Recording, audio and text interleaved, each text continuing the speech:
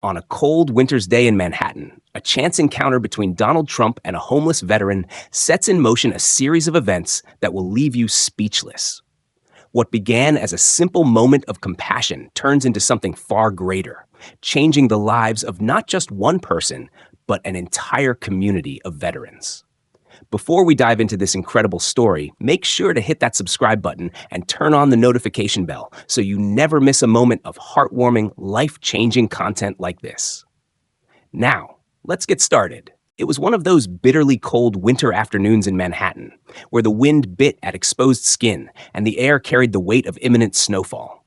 The bustling city hummed with life, the streets crowded with hurried New Yorkers bundled in coats and scarves, rushing to escape the chill. Among them walked Donald Trump, his trademark overcoat tightly wrapped and his stride uncharacteristically reflective. For once, he had left his motorcade behind, eager to experience the city without the layers of security and isolation his status usually demanded. As he strolled past upscale storefronts and street vendors selling roasted chestnuts, he found himself turning down a quieter alleyway, a path he had never taken before. The noise of the city faded, replaced by an eerie stillness. That was when he saw him, a man sitting on the frozen pavement, his back against a graffiti-covered wall. The man, Jack Miller, was huddled in a tattered military jacket, its patches faded, but still bearing the marks of pride. Beside him lay a cardboard sign that simply read, "Veteran in need of help." His eyes, though tired and sunken, carried a quiet dignity, a trace of the soldier he once was. Trump paused, struck by the sight. Despite his wealth and influence, this moment felt grounding. He approached Jack, who looked up, visibly wary but too wary to react. "What's your name?" Trump asked, his tone unusually gentle. "Jack," the man replied hesitantly. "What happened to you, Jack?" Trump asked, lowering himself to eye level. Jack hesitated, then began to speak. It was the first time in years anyone had cared to ask. Jack's voice was hoarse but steady as he recounted his story. He was once a proud member of Bravo Company, a celebrated military unit that had served with distinction in Afghanistan.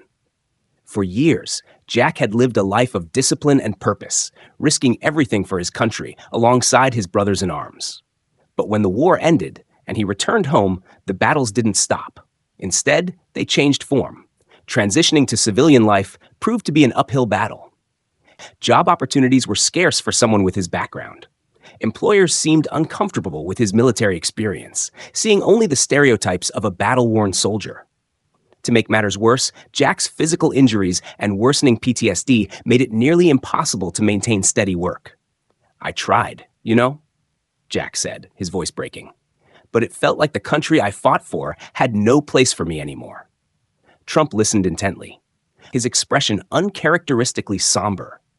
He wasn't used to hearing stories like Jack's firsthand. It hit him deeply, stirring something within. Jack continued, explaining how he had lost his home, his savings, and eventually, even his family. The streets became his only refuge. Through it all, his military pride remained intact, even as the world seemed determined to forget him and the sacrifices he had made. By the time Jack finished speaking, his voice was barely above a whisper. For a moment, silence hung in the air, broken only by the distant sounds of the city. Trump placed a hand on Jack's shoulder, his gaze steady. "You won't be forgotten," Trump said, his voice firm. "Not by me." The next moments unfolded like a dream for Jack. Trump, decisive as always, made a quick phone call, instructing his team to arrange a nearby hotel room for Jack. Within minutes, Jack found himself being escorted to a warm lobby, his shivering hands cradling a hot cup of coffee. Later that evening, Trump joined him. Sitting across from Jack in the hotel lounge, Trump seemed genuinely interested in hearing more about his life. Jack was guarded at first, unsure of what to make of the unexpected attention. But Trump's sincerity, though surprising, was undeniable. Over steaming mugs of coffee, the two men spoke at length. Trump expressed his admiration for Jack's bravery and the sacrifices he had made for the country. He admitted that hearing Jack's story had opened his eyes to the struggles many veterans face, a reality he had been distanced from in his privileged world. "I want to do something about this," Trump said, his voice resolute. "But I need your help, Jack. People need to hear your story." Jack hesitated. Sharing his story publicly felt overwhelming. The streets had taught him to guard his vulnerabilities closely, to trust no one. But there was something about Trump's determination that made him reconsider. Perhaps for the first time in years, he felt seen, not as a failure or a statistic, but as a person of value. Finally, he nodded. If my story can help someone else, then yeah, I'll do it. Trump's face broke into a smile. Good. This is just the beginning. That night, as Jack settled into a warm bed for the first time in years, he felt a glimmer of hope, something he hadn't allowed himself to feel in a long time. Little did he know, his life was about to change in ways he could never have imagined. The following weeks were a whirlwind for Jack. After years of being overlooked, he suddenly found himself at the center of attention. Trump's team worked swiftly, arranging a special event at the White House to honor Jack and his unit, Bravo Company. The announcement drew widespread media coverage, capturing the nation's attention. For Jack, it was surreal. He had gone from being invisible on the streets to stepping into the halls of power. On the day of the event, Jack stood nervously in a borrowed suit, fidgeting with his tie as he waited in the White House's grand reception room. Around him were other members of Bravo Company, men and women he hadn't seen in years. Their faces lit up as they reunited, laughter and handshakes filling the air. For some, the years had been kinder. For others, like Jack, the scars of service and the struggles afterward were evident. When the ceremony began, Trump took the stage. His speech was powerful and heartfelt, recognizing the bravery of Bravo Company and the sacrifices they had made for the country. He spoke not as a politician, but as a man moved by their stories, acknowledging the nation's shortcomings in supporting its veterans. Our heroes should never be forgotten, Trump declared. Today, we honor not just their service, but their continued fight to reclaim their lives. Jack's name was called, and the room erupted in applause as he stepped onto the stage. Standing under the bright lights, he felt an overwhelming mix of pride and humility. Trump shook his hand firmly, leaning in to say, "This is your moment, Jack."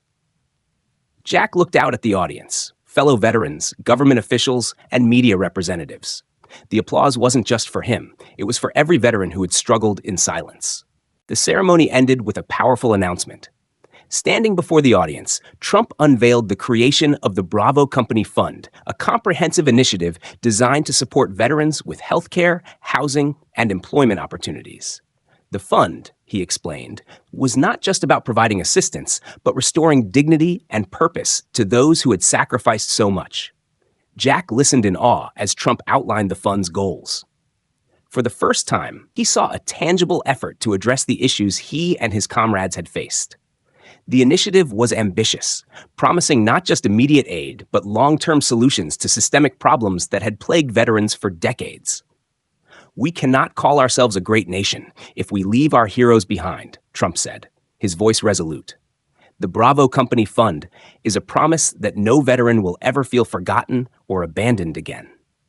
The room erupted into applause once more. For Jack, the announcement felt deeply personal. It was as if the struggles he had endured were finally being acknowledged, not just by Trump, but by the nation. As the event concluded, Trump approached Jack privately. "This fund needs a face, Jack, someone who knows the struggles firsthand. I think that person should be you." Jack froze, unsure of how to respond. The thought of becoming a public figure was daunting, but Trump's confidence in him was unwavering. "Think about it," Trump added with a smile. "You're a natural leader, Jack. You've already proven that." Days turned into weeks as Jack pondered Trump's offer.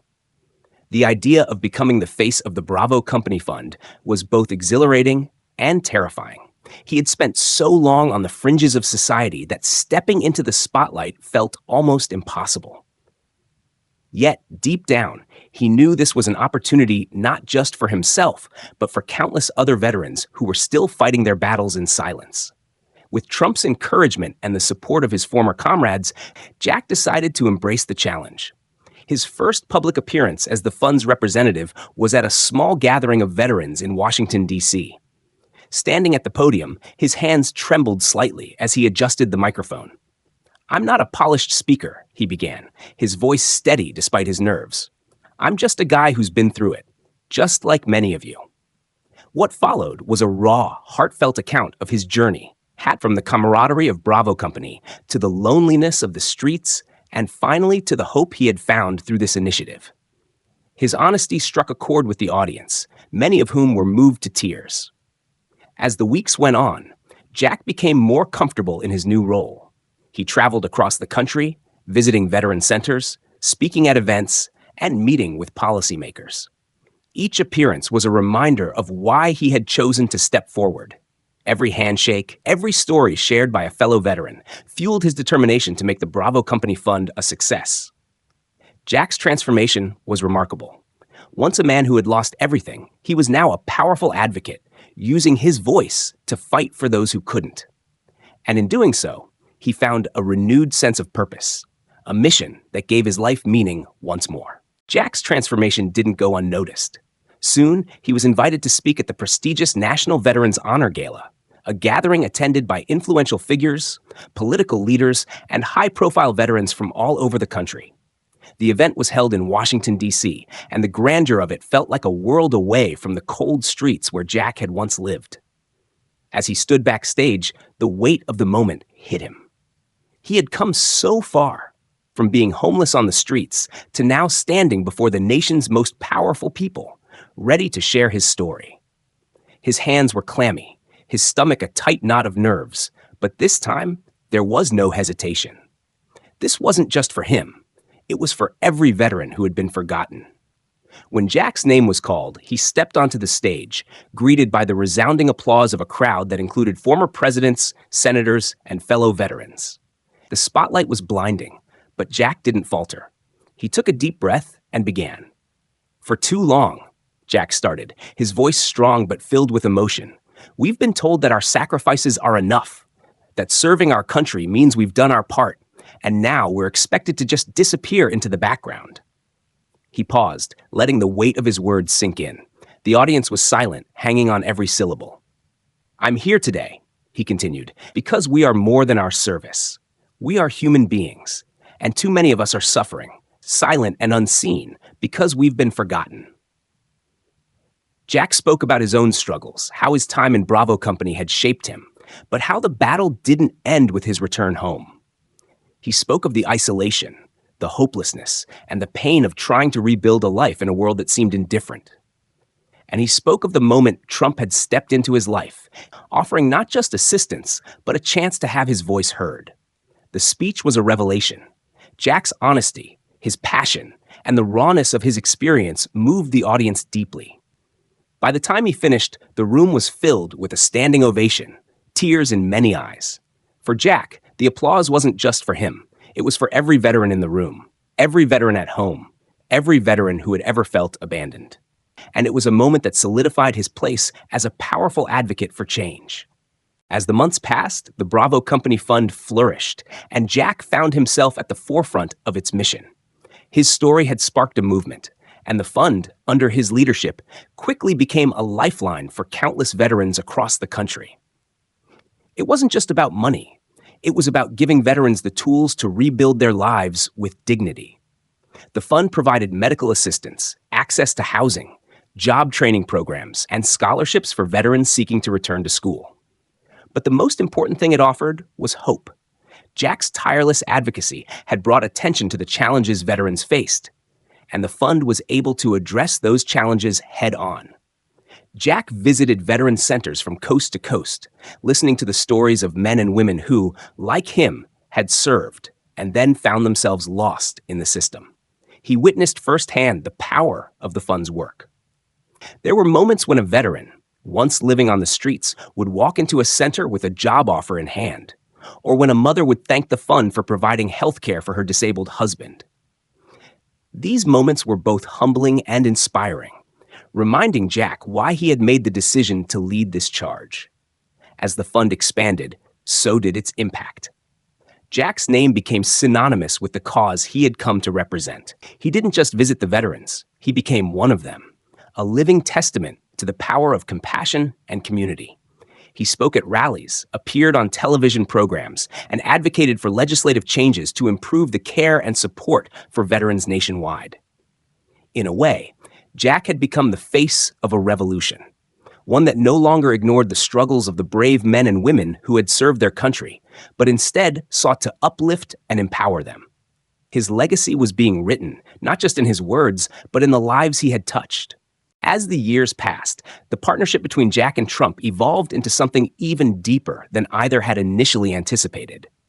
Trump continued to quietly attend events for the Bravo Company Fund, sitting in the back of the room, observing Jack's speeches with pride. While Jack had become the public face of the fund, it was clear that Trump's support, financially and emotionally, had been pivotal in making the fund a reality. Jack never took this support for granted. He often spoke of how Trump's initial kindness had saved his life, and how, together, they had changed the lives of thousands of veterans. Despite their differences, the two men had found common ground in their shared mission to honor those who had given so much for the country. The Bravo Company Fund had far surpassed its original goals.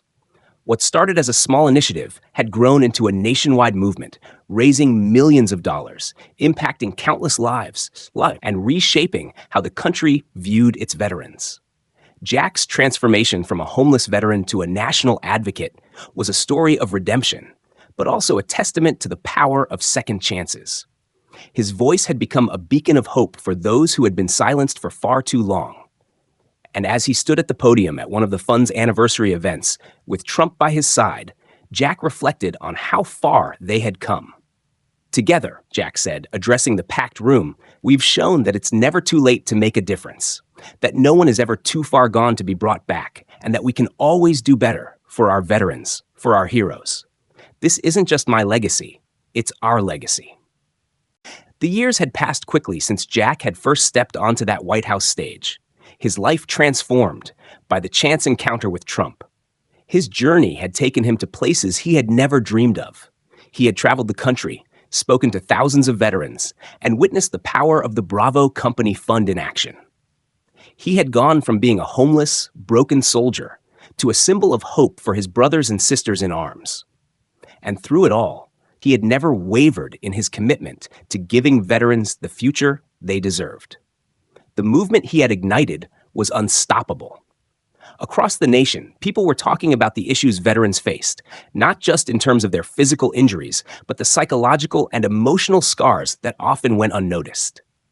The Bravo Company Fund had become a force for change, an organization that didn't just treat symptoms, but addressed the root causes of veteran struggles: unemployment, lack of health care, homelessness, and the isolation that came from returning home after war. One of Jack's proudest moments came when the first wave of veterans who had received assistance through the fund began to speak out. There were stories of veterans returning to school to become teachers, doctors, and lawyers. There were veterans who had found new careers and rebuilt relationships with their families. For Jack, each of these stories was a victory, not just for them, but for the vision he and Trump had shared all those years ago. The fund had become more than just a charity. It was a movement, a call to action for the nation to honor its veterans, not just in words, but in deeds. But there was one moment that would stay with Jack forever. It happened at the annual National Veterans Honor Gala, the same event where he had spoken years ago and had been thrust into the public eye. This year, the gala was being held in a new, grand venue, a testament to the growing success of the Bravo Company Fund. The night was filled with excitement, laughter, and the kind of camaraderie that only veterans could understand. Jack was at the podium once again, this time to announce the next phase of the fund's expansion. The room was filled with dignitaries, military leaders, and veterans whose lives had been touched by the fund's work. Trump stood at his side, just as he had at the first event, his expression one of quiet pride. As Jack began to speak, he noticed the faces in the crowd, men and women who had once been in his position, struggling to find a way forward. And now they were standing with him, all of them united by a common cause. "We've come a long way," Jack began, his voice steady and confident. "But this is just the beginning. Together, we've created something that no one can ignore. We've built a community, a family, of veterans who support each other. And we've shown the world that we can rise above the struggles of our past because we are not defined by our pain. We are defined by our strength, our resilience, and our shared commitment to one another." The room erupted into applause, but Jack didn't pause. He turned to Trump, standing at his side, and said the words that had been on his heart for so long. "I want to thank you, Mr. Trump, for believing in me when no one else did, for showing me that even the smallest act of kindness can change a life forever. You've given me the chance to make a difference, and for that, I will be forever grateful." Trump, visibly moved, placed a hand on Jack's shoulder. "The gratitude is mine, Jack. You've done more than anyone could have imagined. You've inspired a nation." At that moment, as the applause swelled, Jack realized just how far he had come, not just in his own life, but in the lives of countless veterans whose stories had been heard, whose struggles had been acknowledged, and whose futures had been changed. The Bravo Company Fund had grown beyond anyone's expectations, and it would continue to provide hope for generations to come. As the evening came to a close, Jack stood at the edge of the stage, watching the crowd. He had once been invisible, alone, and forgotten. But now, he was a beacon of hope for others, just as the act of kindness Trump had shown him had been a beacon for his own transformation. Together, they had built a legacy of gratitude, compassion, and change. And that legacy would endure, long after the lights had dimmed and the gala had ended. In that moment, Jack knew he had found his true calling, not just as a soldier, but as a champion for his fellow veterans. And the ripple effect of his work would continue to spread, reaching new heights and inspiring others to carry the torch for those who had served and sacrificed. For Jack, it was no longer just about his own redemption. It was about ensuring that no veteran would ever again feel as forgotten and invisible as he once had. And so, the story of Jack Miller, a man who had once been lost in the shadows, became a symbol of hope and transformation for the entire nation. His legacy, alongside the work of the Bravo Company Fund, would continue to inspire, uplift, and change lives for years to come. The power of a single act of kindness had sparked a movement that would never be extinguished. Together, they had made sure that the sacrifices of the brave men and women who served their country would never go unrecognized again. And in doing so, they had created a future where hope and purpose could shine brighter than any struggle or setback. Jack Miller's story is not only a personal journey of inspiration, but also a powerful testament to the strength of kindness and human connection.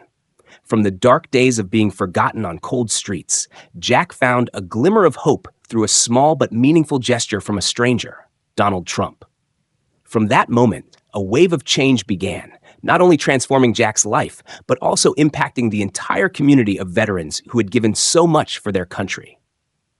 Jack's story is not just about personal redemption. It is about how each of us has the power to make a difference. By acknowledging the pain, the struggles, and the sacrifices that our veterans endure, we can help create a brighter future for them. The Bravo Company Fund stands as a living proof of this, where not just financial support, but empathy, compassion, and gratitude come to life. Jack did not only find himself again, but became a guiding light, inspiring thousands of fellow veterans to regain their faith in the future. What began as a simple act of kindness sparked a revolution, creating an unforgettable moment in the history of those who served.